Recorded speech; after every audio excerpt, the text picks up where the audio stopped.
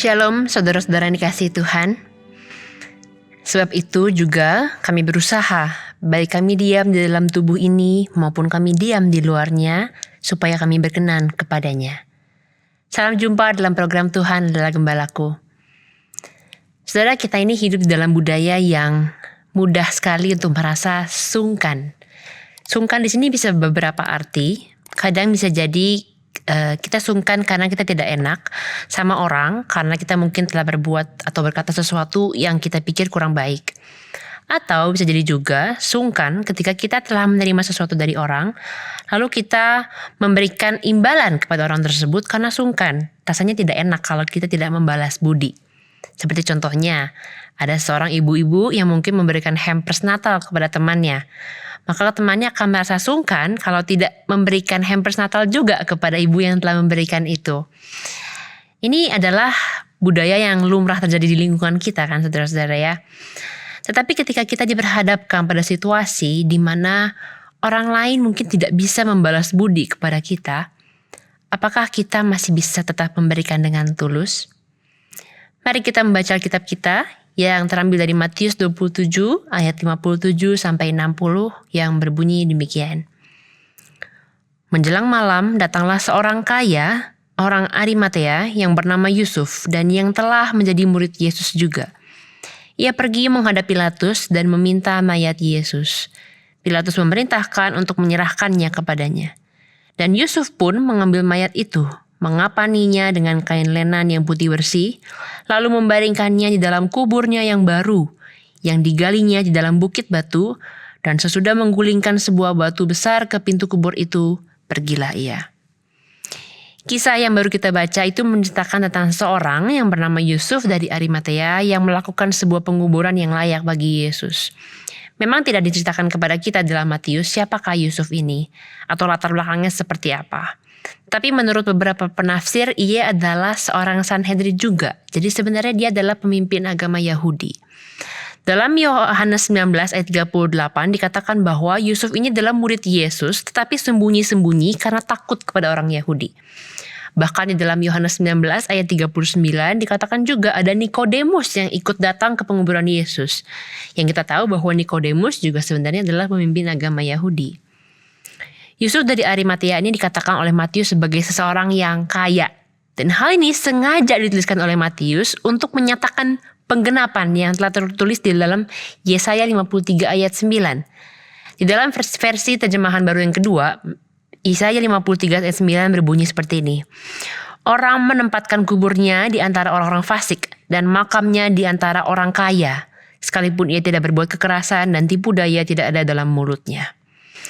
Sebagai anggota pemimpin Yahudi, tidak mudah pasti bagi Yusuf untuk mengikuti Yesus sepanjang jalan sengsara hingga ke titik tersebut.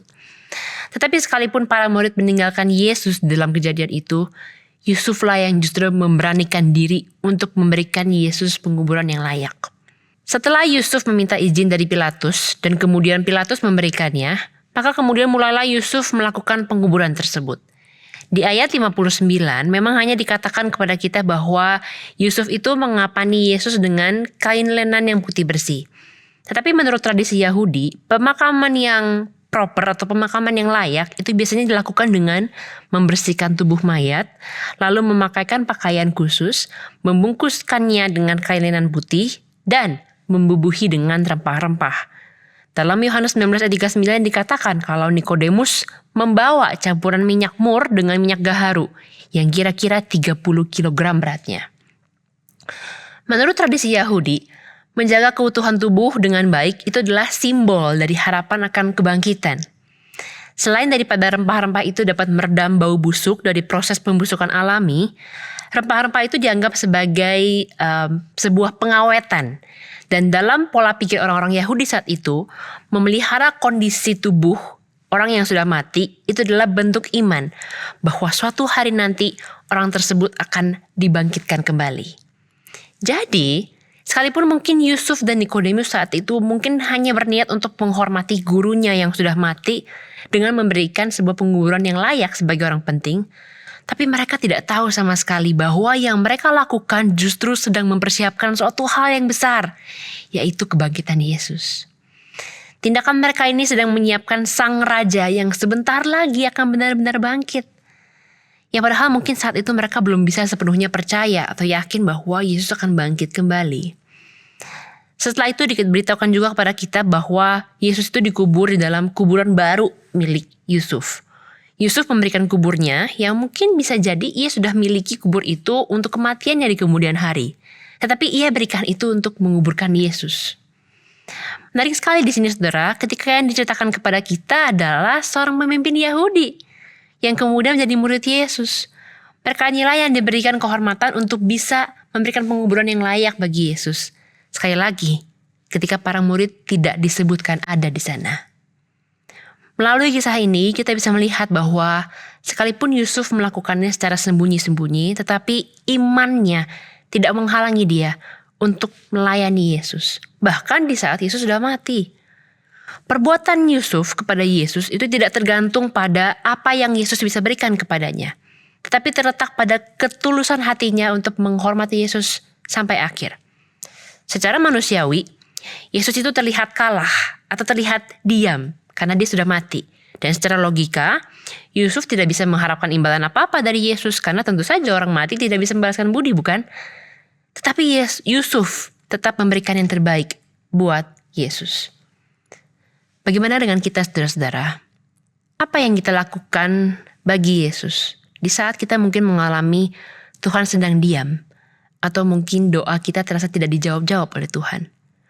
Bukan hanya kita taat atau mungkin menunggu saja waktunya Tuhan, tetapi adakah iman kita diwujudkan secara nyata di dalam melayani Dia? Ketika mungkin kita masih belum dapat pekerjaan, apakah kita masih tetap melayani Tuhan dengan ketulusan hati kita? Atau ketika kita berada di dalam permasalahan keluarga yang begitu pelik, yang belum kunjung selesai, adakah kita tetap mau memberikan terbaik buat Tuhan?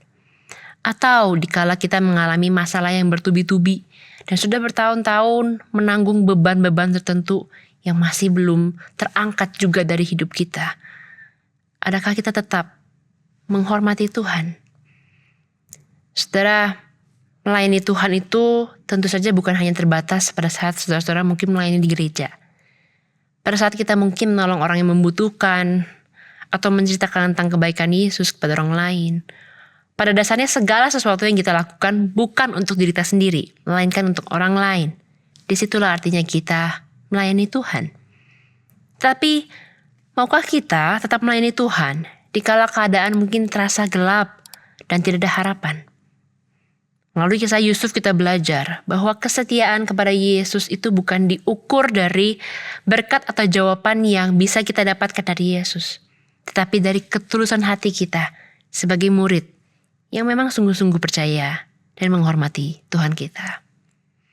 Mari kita berdoa. Ya Tuhan, kami bersyukur sekali lagi melihat bagaimana kisah yang sebenarnya adalah seorang pemimpin agama Yahudi, tetapi Engkau memakai dia sehingga dia boleh menjadi murid Yesus. Dan justru Yusuf ini adalah orang yang memberikan penguburan yang layak bagi Yesus. Sekalipun dia tahu bahwa dia tidak bisa mengharapkan berkat apapun dari Yesus, tetapi justru dia tetap melayani Engkau. Tuhan, kiranya kisah ini terus mengingatkan kami bahwa mungkin dikala kami tahu bahwa saat ini mungkin jawaban dari doa kami belum kunjung dijawab, atau mungkin pergumulan kami belum kunjung selesai, kiranya kami tetap memiliki iman yang seperti Yusuf, yang tetap melayani Yesus dan menghormati Engkau, tidak peduli keadaannya seperti apa. Dan kami bersyukur melalui kisah ini, kami boleh kembali belajar, kembali diingatkan bahwa kami harus memiliki iman yang setia kepadamu. Terima kasih Tuhan, tolonglah kami hari ini dalam segala hal yang kami lakukan dan kami jalani. Biarlah hidup kami boleh tetap melayani Yesus dengan setia. Terpujilah namamu Tuhan, dalam nama Tuhan Yesus kami berdoa dan mengucap syukur. Amin.